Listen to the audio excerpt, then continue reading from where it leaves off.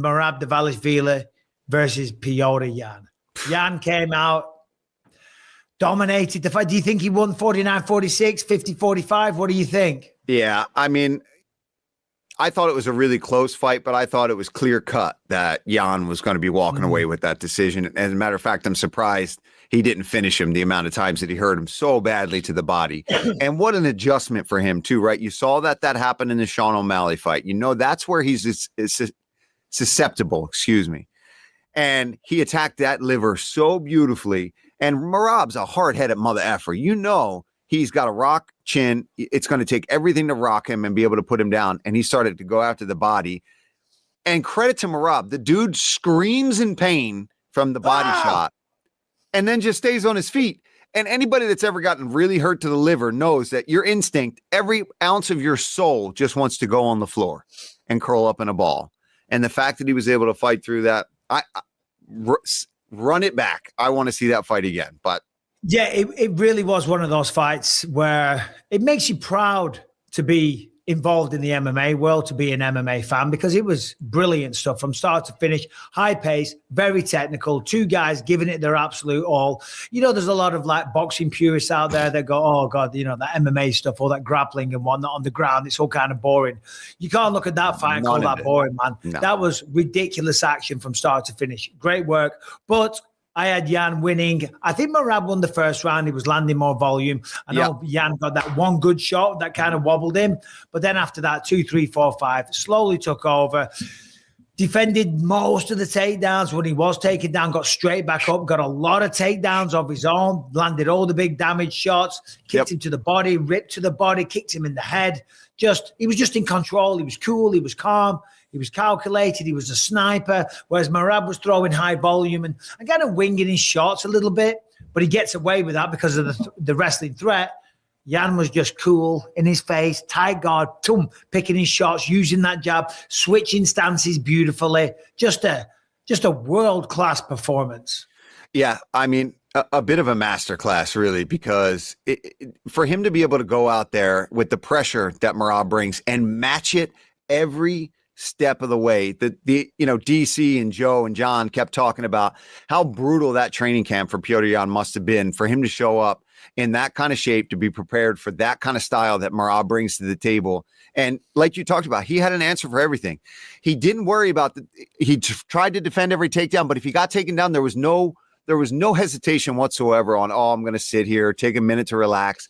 He was able to match that kind of cardio pressure the whole time, get right back up. And I think Merab, as much as I loved it in the moment, the crowd went nuts when he did get that big hoist. He picked him up. He had him up in the air, and he was looking at Dana and waiting to get Dana's reaction.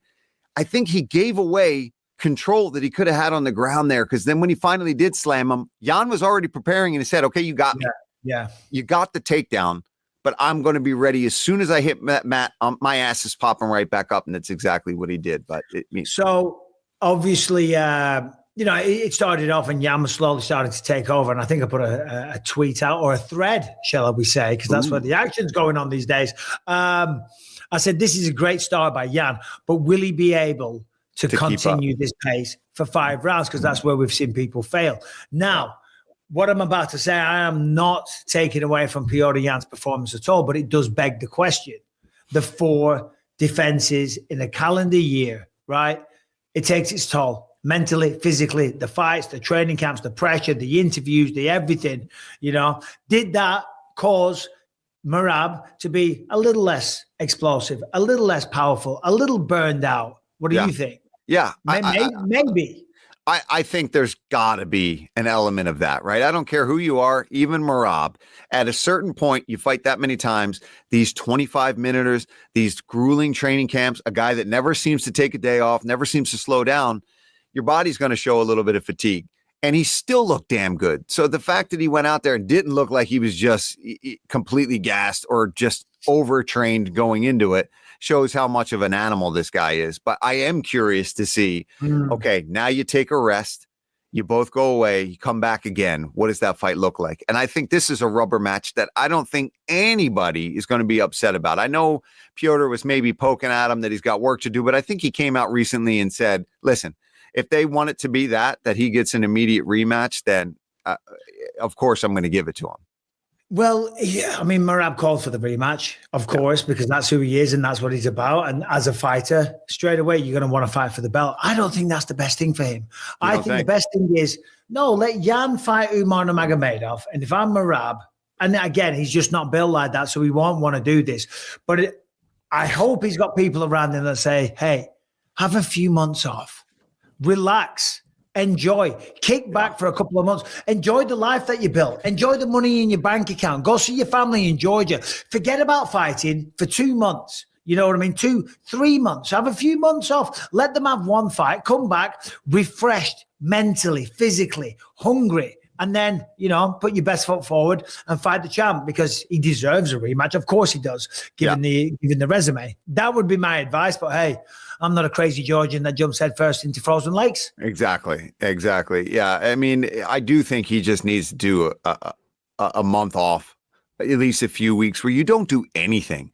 When you've been in that many training camps and been training that hard for that long, you got to get everything in balance, man. It starts to mess with your hormones. It starts to mess with just your muscle fatigue is never going to recover. You're never regenerating when you're doing that. And then you're doing those weight cuts on top of it. And as has been pretty public, I think, with Merab and how he does the weight cuts, he does it pretty old school, which, hey, he just starves himself, right? From just starves himself. If it works for you, the fighter's mentality and how they approach that kind of stuff is very particular to them. Do I agree with it? No, I wouldn't do it that way, but that's me. That's how Merab does it. But when you do it that many times, when you're going to fight that often, when you just starve yourself, it's going to take a toll.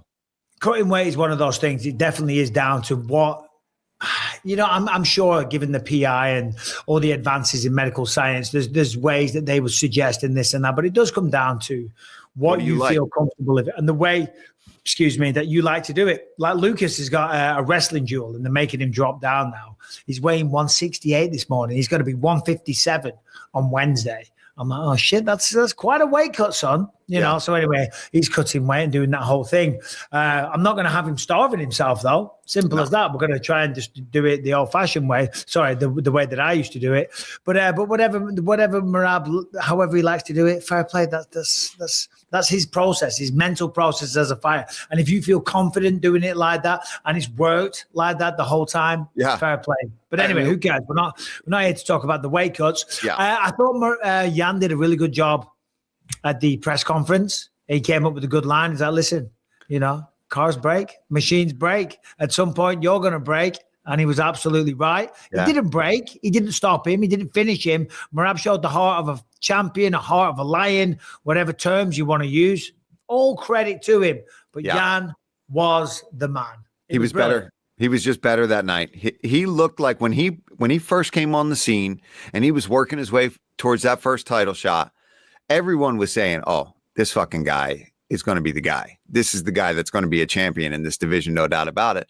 And then he just had some setbacks. I think he had some injuries that clearly were affecting him based on how much better he looked now in his last string of fights versus before. Again, can't make any excuses. Everyone goes through that shit, but you could tell that whatever version of Petr Yan that was on Saturday, I keep hitting these headphones. It's going to be a problem. It's okay. You're in a... I'm a little out of it. You're out of it at the moment. What's my excuse? But I liked the line from Yan at the press conference when he was like talking about the jacuzzis. Oh, bro. It's like, why are you always in jacuzzis with men? Why don't you invite some girls in there, man? and Merab just went quiet.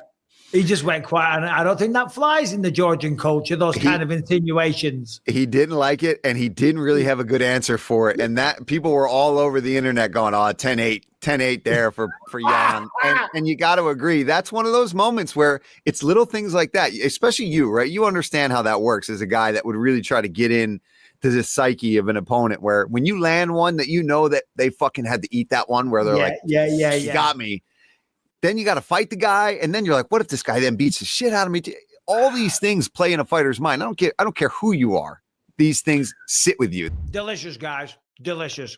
These are that I'm eating right now Vandy Potato Crisps, and they are part of a growing movement to bring back real food, the kind that our grandparents were raised on. Vandy Crisps, potato chips, whatever you want to call them, they contain just 3 ingredients. 100% pesticide-free potatoes, sea salt, and 100% grass-fed beef tallow. No seed oils, no mystery chemicals, just real food. And Massa, Vandy's sister company, makes the most delicious 3-ingredient tortilla chips that I have ever tasted. You're going to give these a try. You will not be disappointed. Don't poison your body. Don't put chemicals in you. Don't put seed oils in you. Eat treats that are good for you, made with 3 ingredients. Ready to give Vanda or Massa a try? Use code BELIEVE for a massive 25% off your first order at vandycrisps.com or massachips.com.